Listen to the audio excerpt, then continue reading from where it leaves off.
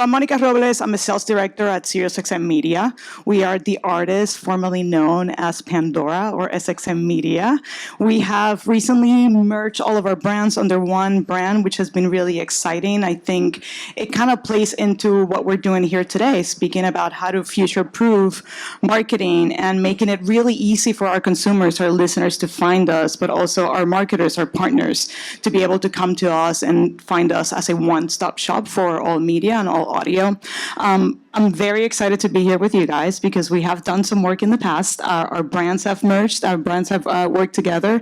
But I'm going to let you guys introduce yourselves because there's definitely a lot of resume here and a lot of talent between the two of you. So if you want to share a little bit about who you are, the company you work for, and what you do. Great, thank you.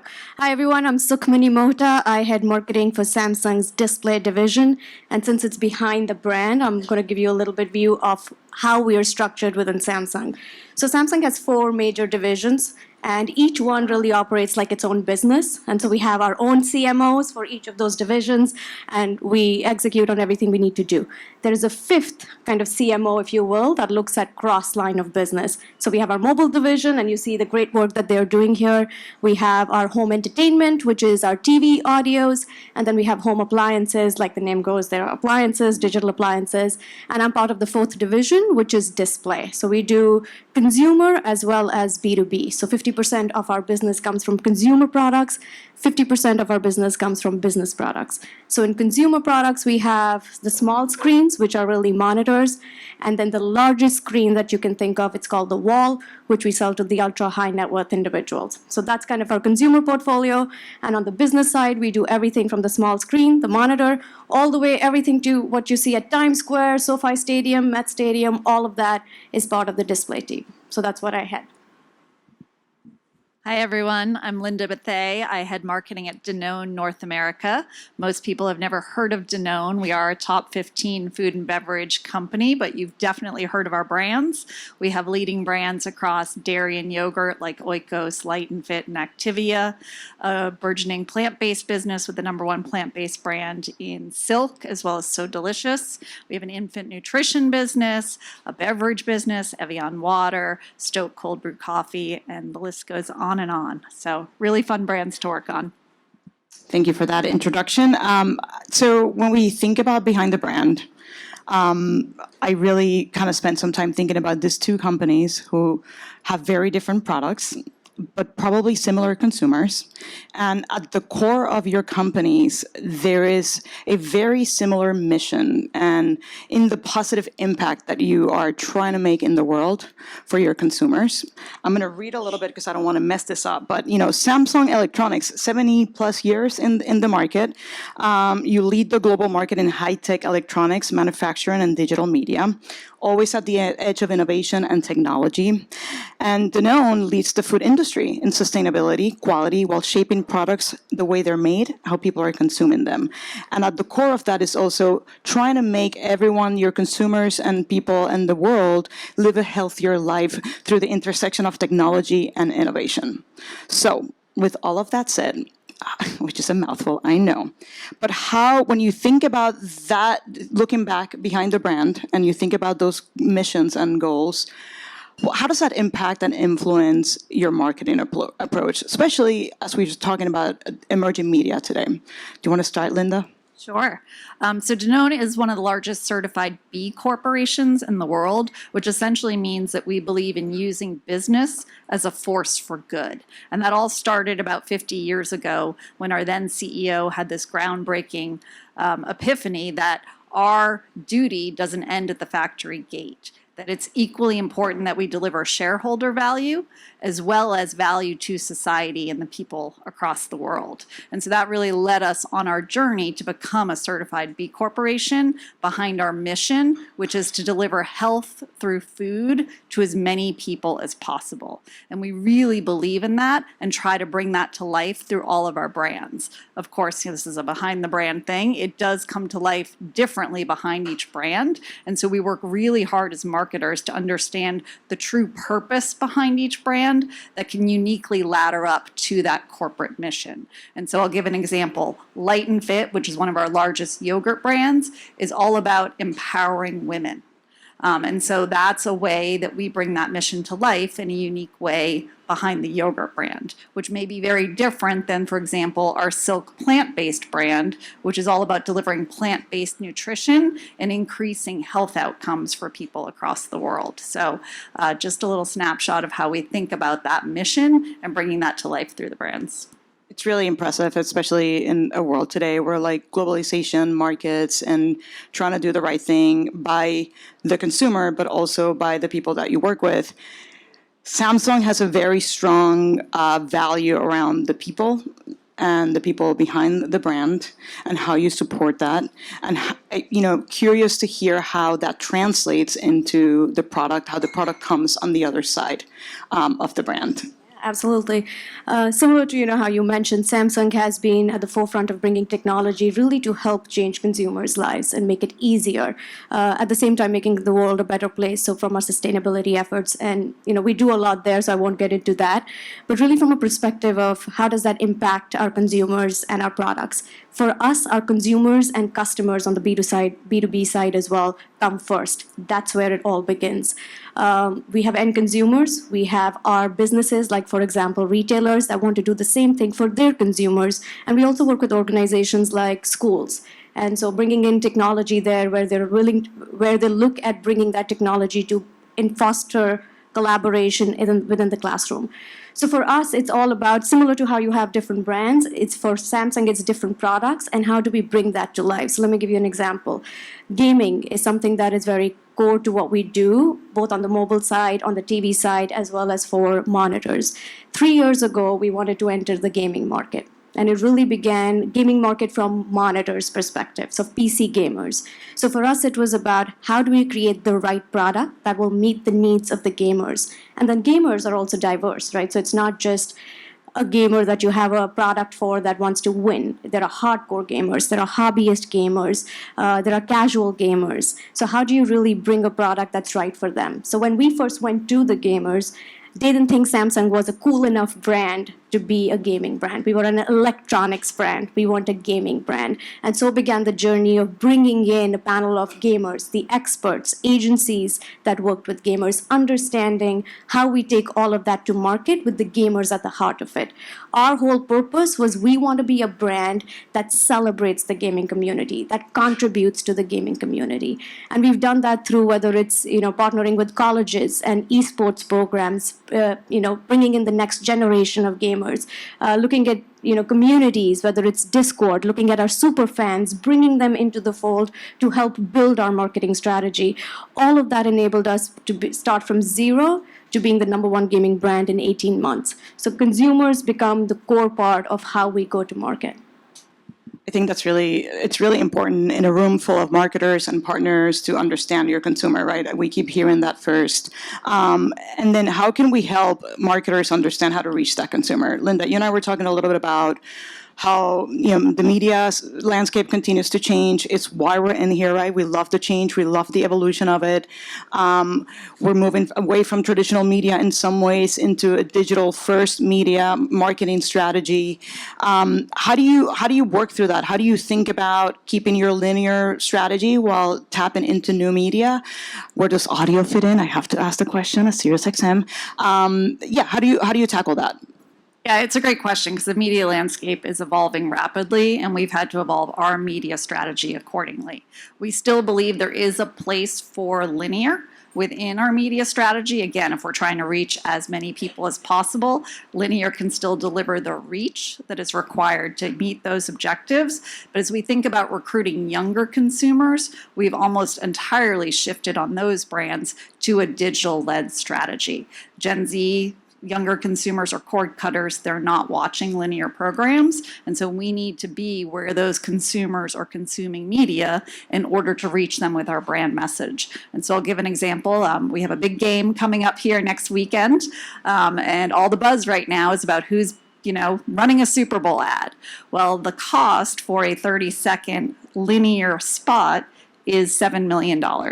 That's a huge portion of your media budget. Yes, you're going to reach, tons of people, but are they the right people? So the approach we've taken from a media buying strategy standpoint for the big game is to purchase spots in the digital stream. So we actually have 3 brands that will be running spots on Paramount Plus this year in the big game, which we believe is a great way to reach that younger consumer in a very big stage, but in a relevant way.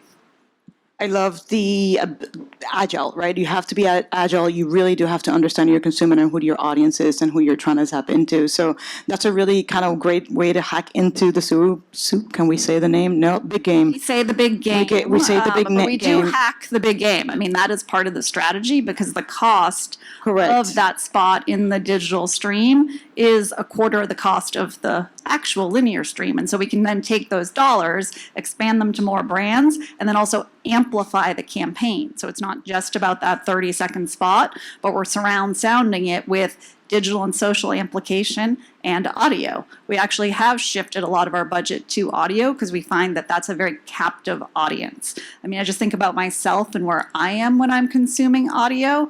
I'm either in my car or on the treadmill. Mm-hmm. So I'm not in front of another screen. And so I'm very captive in listening to the content and the ads through that medium versus when you're consuming on a screen, most people are consuming multiple screens at any given time. And so you're less likely to actually resonate. So we expect to see the effectiveness of audio outperform some of our other channels. Well, we appreciate the endorsement. We are believers. We're serious about audio. We totally understand the efficiencies that can play into it and how you can still reach your consumer in a very specific way. I love being able to talk about this flexibility around how you reach people. You sit in a very sort of different space, display specifically. Can you give us some examples into how you tap into that and your marketing strategy? Sure. Like I mentioned, we have different audiences, right? We have ultra high net worth individuals that we are trying to reach. We have gamers, Gen Z audience we are trying to reach. And then we have a B2B audience we are trying to reach. And even within B2B, they have very different audiences. So we have teachers that we are trying to reach for education. We have IT leads. We have lines of businesses. So for each of them, our media strategy differs in terms of how do you get to access, how do you reach them with the different kinds of medias that they consume and where they are going to go for their research. So for example, for gaming, it's about trying some of the other social and streaming platforms, Twitch, Discord. Those are some of the areas that we really lean into, versus for our B2B audiences, it's more in terms of how do we look at LinkedIn. For teachers, Facebook is a really big network. So how do we go to that? So our media strategy is really spread across who we're trying to reach and where they're consuming their content. To switch back a little bit to going behind the brand again and talk about people and talent. Again, Linda, I'm going to direct this to you because we talked a little bit about culture, people, how do you impact, and how do you create a mission behind the brand that has that inclusivity and that sort of thinking forward about how we bring people into the mix. So there's a very specific D&I strategy that your team has built. How does that come into fruition and how does that reflect the products? I mean, again, for us, it all goes back to our mission, right? To deliver health through food to as many people as possible. If you want to deliver to as many people as possible, that has to include a diverse audience. And so we take that to heart and we incorporate that in everything we do. It all starts with insights, of course, really understanding different audiences and what matters to them, not just from a product standpoint in terms of flavors and categories, but again, with a media strategy, where are they consuming media?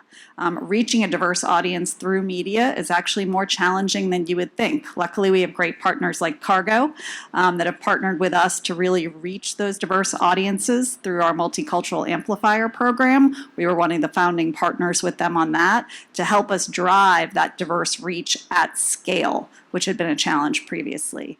And then for us, it then ladders back to what you said about culture. It's not just about delivering great products and brands. We want to make sure our brands are culturally relevant as well and showing up in the right programming, but also the right communities, the right partners that really matter to those diverse audiences so that we're part of their lives and part of their day-to-day. I'll kind of kick it back to you as well about this. I know we talk a lot to Samsung about that very sort of strategy and how to reach the right consumer and the audience. What is behind this sort of your multicultural strategy, if you have one? And again, how does that reflect on the product? Yeah. So for Samsung, really growth and innovation are at the core of what we do. And we strongly believe that that really comes in through an inclusive culture and a diverse workforce. So for us, even just before we go externally, it's internally what that core value is. And that then takes into account in everything that we do. So whether it's our mobile, TV, home appliance, display, it runs across the campaigns that we do, how we outreach, and also in terms of the talent that we recruit. So across the entire roster, diversity, inclusivity is at the heart of what we do. You hear that often. It's about the people. That's what makes the brand. I really appreciate all the information you gave us today. Can you maybe just kind of close enough talk a little bit about what you're excited about as you see all this emerging media taking place, and what you're excited to maybe test? We talked a lot about test and failing or fast failing or that kind of environment. Can you share a little bit about what you're looking for in 2024? Sure. Obviously, it's a great time to be a marketer. That's why I love this profession. There's always new things to learn and new challenges to undertake.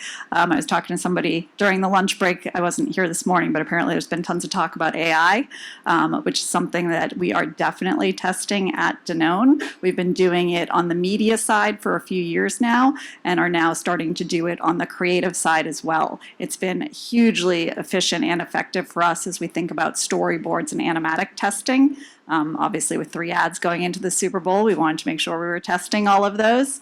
And so really excited to see what other ways we can leverage AI going forward. Samsung, AI. Yeah, I know. It's embarrassing to admit that while we have AI at the core of what we're doing internally, especially within display, we haven't really leveraged that, and especially with budgets shrinking the way they are. I think that's where a big opportunity, something I'm excited about, is how do you use that internally within our marketing teams to take our dollars further. But what's also interesting from an external perspective is a lot of our consumers and businesses are now leaning on AI to determine what's right for them, right? So the other day I was talking to a gamer, and it was relatively newer gamer, and he was talking about how he's using ChatGPT to help him determine what the right monitor is. And those are areas that we still haven't tapped into to really figure out what's impacting their research and how we impact that area. So I think both those things, internal as well as external, and how that's taking shape. So excited to see how that plays out into the product and the consumer side, which is great. I think there's some main, key takeaways from today. Really talk about consumer first and understanding who your consumer is, working really closely with marketers in sort of initiating and getting that roadmap on your marketing strategy out into the marketplace. Testing new things, trying to be efficient because we are in a tough market and it's not easy to reach everyone in the way that you want to with budgetary restrictions. And your people, as leaders, you have to invest in your people and the people behind the brand. Anything else you want to leave people off with? Tune into the big game on Paramount Plus. Thank you, everyone. Thank you. Oh, Q&A. Ooh, I think we're going to take some questions from the audience. I see a hand all the way in the back. Linda, I have a question for you. My name's Brian. I work at Innovators. Can you talk to us about the brand's retail media strategy? Was it test and learn? Was it dive right in? Do you feel like if you did dive right in, was the promise of it? Do you feel like it's paid off so far? It's a great question. I would say we're probably leading in retail media right now. We've shifted a significant portion of our media budget to retail media. I would say the challenge is in the measurement piece. Some partners are better than other in helping us understand the impact of that. And with those partners, we've been able to see outsized impact versus other channels, up to 30% of new buyers to the brand through that strategy, which has definitely paid off for us. So I think you'll see us continue to invest in that space as more and more retailers, start having their own media channels. I'm Ariel with Brand Innovators. So I have a question for both of you because you both have many brands across the portfolio and kind of seem like your organizations operate similarly. How do the brands within under the portfolio learn from each other? And how do you work together to practice, best insights across the board? So we have a corporate marketing function, like I mentioned before. So the 4 brands, if you will, the 4 divisions with multiple brands underneath that, and then a corporate marketing team. So that enables us to bring together best practices. So whether it's, for example, social and influencers, we all operated with our own influencers. We all have our own budgets. We all go to market differently. Recently, our corporate marketing team brought in the expertise to say, how about we do that sharing in terms of whether we can leverage each other's influencers? And we were able to do that and recognize multi-million-dollar value, right? So I think there are values in terms of being able to help share across some of those best practices that we've seen. So we greatly value best practice sharing internally as well as getting external inspo. Internally, we have a monthly marketing leadership team meeting where all the different brands are represented and can share best practices. We do quarterly culture treks where we actually leave the office and go out into the world to get external inspo. We do twice yearly sessions with brand innovators where we bring in external speakers to get outside inspo. And it really is just about, cross-pollinating the best practices and then learning from others in the industry as well. Hi. Sukhmani, you talked a little bit about convincing gamers that Samsung was a cool enough or best enough brand in their community. Were you a gamer prior to this role? And do you feel like there was any learning curve in sort of convincing them that you and Samsung were sort of the right person to help introduce the brand into the space? Yeah, that's a great question. I am a Candy Crush gamer, which does not qualify as a PC gamer as much as I'd like to believe it. No, so I'm not a PC gamer, and I had no idea in terms of the subculture, if you will, that exists within gaming. So it was a very steep learning curve. That is why we relied on experts. And I actually think that's a benefit because I'm not biased in any way, because gamers are so diverse in terms of the games they play and what they're looking for. So it's so hard to build a strategy that addresses only one kind of gamer. So I think it helps not having a bias of my own and really just relying on data and experts to be able to take something to market. Hey there, my name is Jess. I lead brand strategy at Intel, but I started my career 15 years ago as a graphic designer. You both mentioned the benefits of AI to deliver creative during a time of shrinking budgets. How do you balance that clear ROI benefit with the challenge of not hiring human creatives? How are you thinking about that? So I think in its current state, AI can only be leveraged with humans, right? It has to be directed the right way. So we actually have a huge internal design team at Danone that handles all of our brand design from packaging to brand worlds, et cetera. And they are testing and learning with AI, but you have to have the people that know the brand and know how to leverage the technology the right way to get the right outcome. Yeah, completely agree. I mean, we don't see that as a replacement strategy. It is an augmentative. How do you augment that with what we currently have? Thank you, everyone. Thanks. Thank you. Thank you.